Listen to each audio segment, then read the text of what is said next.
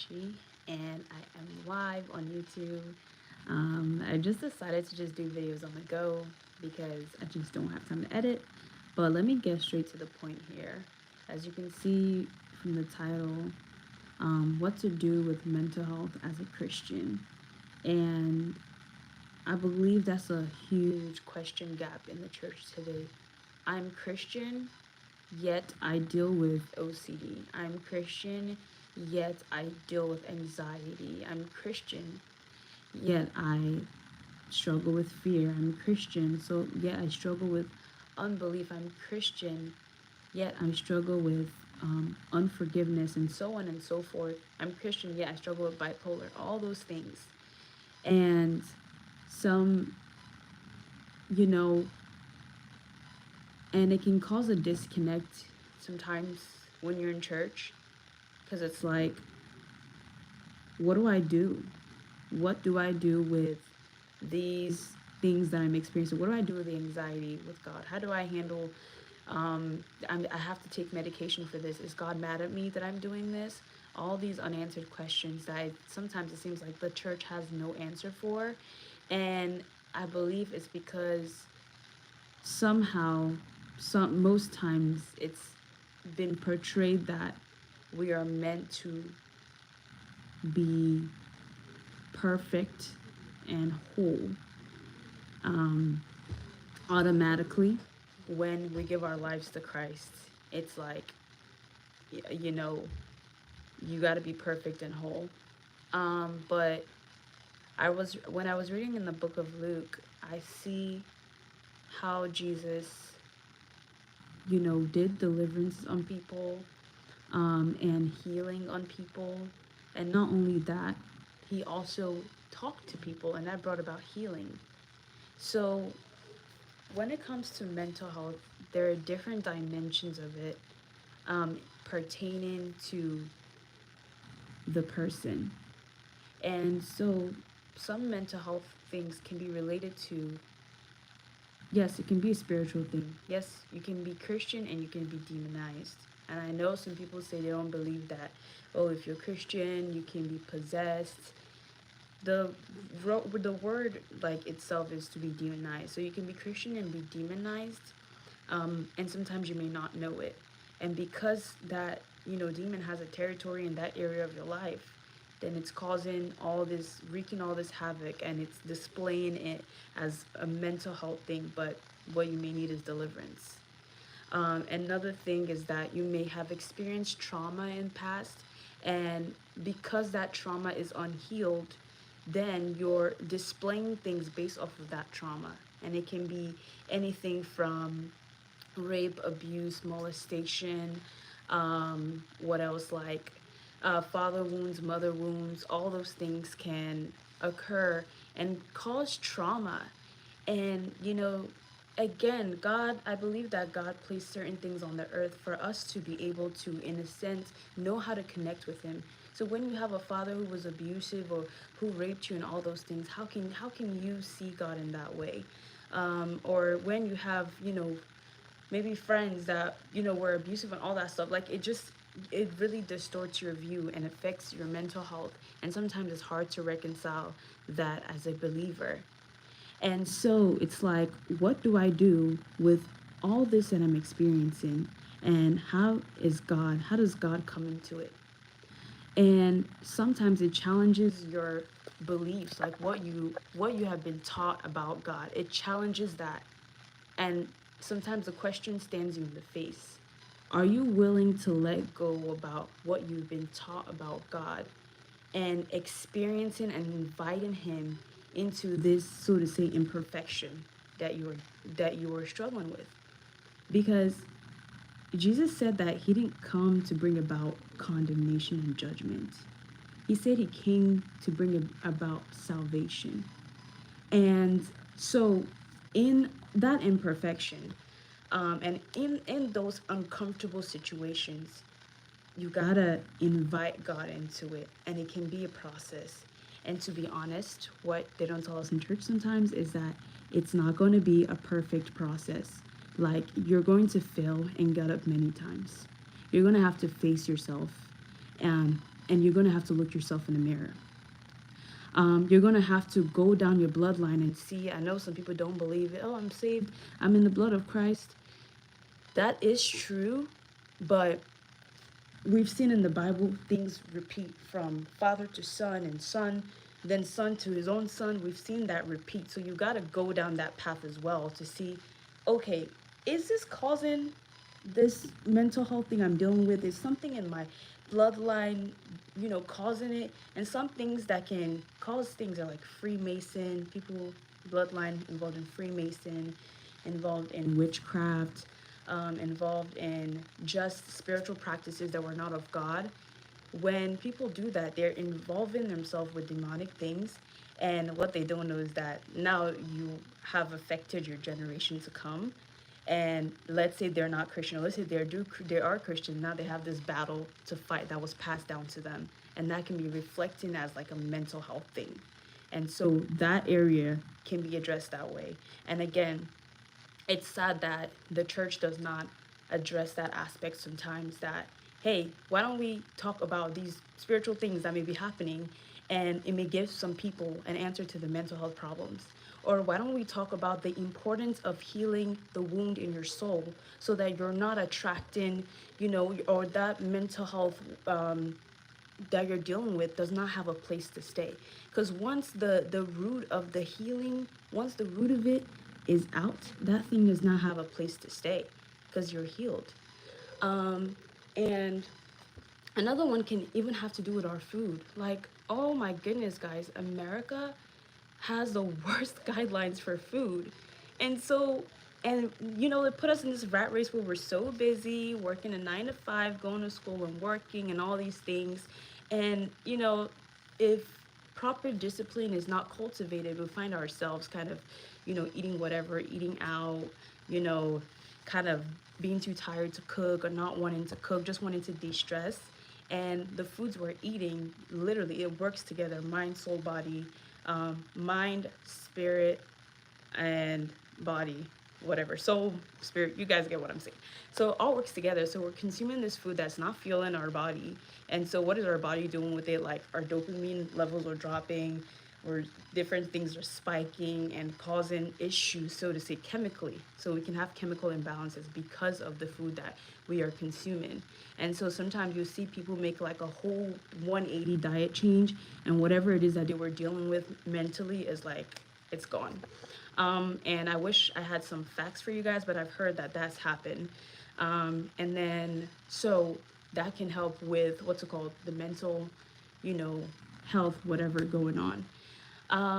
And so I don't know how long this video is going to be, but I want to focus, I want to kind of tell the story about something that you guys can, I'm pretty sure, relate to. But I talked about it yesterday on the live, that I just wake up most times with this automated feelings of like shame, like almost like God is this like taskmaster, and because I have not, like, I open my eyes, the first thing I'm not doing is praying. I feel so like, I don't even know if guilty is the word, but maybe like ashamed, and like I'm doing something wrong. And then it's so hard for me that it almost becomes like a religious thing, like, oh, I have to read my Bible before I start my day, unless like it's going to be chaotic, or like then it's not right. And like, Jesus is not that way at all, but like these thoughts just keep automatically coming, and it's like head knowledge, I know what he says in his word. Heart knowledge, it's not there. So therefore, there's something in there is going on that's causing me to have these thoughts that, oh my gosh, I did not spend time with God, I'm in so much trouble, and like God is mad at me, and he's like just mad at me, and I know he's not mad at me head, but heart, I don't know he's not mad at me. And that could be related, again, related to my own trauma. I'm not going to go too much in detail about it. And one thing that the Lord has been showing me is that he's uprooting a lot of things that I've been taught, uprooting a lot of trauma and just ideologies that I've had about him, and church hurt and all those things, uprooting all of those in order to create a firm foundation. And that process can be ugly. Okay, can you imagine demolishing a house? That can be ugly. And a scripture that Anyways, let me not go too into that. So that morning I prayed while I was in the shower, and I was just like, Lord, like, what is going on? Like, just being so for real, like, what's going on? Why do I feel this constant feeling of I'm doing something wrong, like I'm bad, and like, what is going on? And what the Holy Spirit told me is that there somewhere in there lodged is unbelief about God, and you are not, especially in the place of God is love, unbelief that He is. So you are not able to experience Him in that way because you just have a belief that He's more of a God of judgment and a consuming fire and all those things than He's a God of love. And that is affecting how you are with Him. You're performing and trying to maintain this relationship with Him. It's so to say work, labor that He has not called you to, and Jesus has not called us to work for His love. And He kind of put this picture in my head of Mary and Martha, and like imagining Martha, like I think it's like John something. Martha's like running around and she's just like trying to get everything together for Jesus while He's in her house.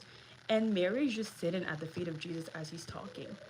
And Martha is like, Jesus, why don't you tell her to come help me? And He's just like, oh, Martha, like, Mary has found, Mary knows what she's doing. Like, just come and sit at my feet. That's all He says.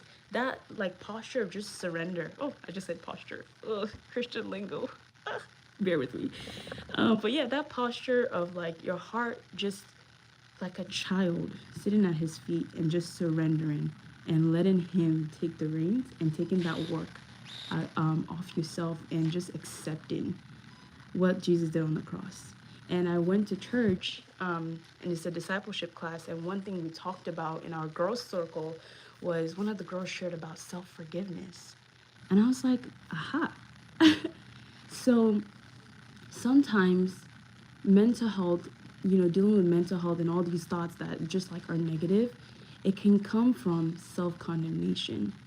And that looks like you have set a standard for yourself and you have somehow fall short. And because you have fall short, now you are a bad person. You are wrong. And you just like, why can't you get it right? That's the kind of thoughts you'll be having towards yourself. What is wrong with me? Why can't I get it right? Why can't I do this thing? Like, why? And then because of that, you start to speak to yourself in a way that the Lord has not spoken. Like, basically, the enemy would speak to you. And all stemming from this belief of God of like taskmaster. And that's actually a distorted view. That's the enemy himself. But continuing on, the pastor's wife went deeper and she was like, at the root of it is pride. And then this scripture came to my head, like, pride comes before the fall. So at the root of it is like some kind of pride that somehow you are able to set these standards that will save you. And Jesus literally says, you cannot do anything to accept my love.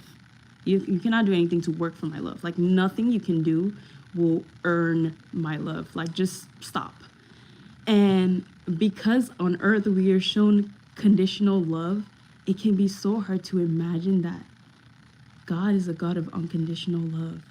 And even in your mental, whatever that you're struggling with, He still loves you. Even in the thoughts that you're thinking about yourself and everything and just what you're struggling with, guess what? He still loves you. Not death, not life, not powers, not principalities, not anything above, not anything below can separate you from the love of God. When He created human beings, He said, and it was very good. When He created human beings, He says, I'm going to create man in my image, in my likeness.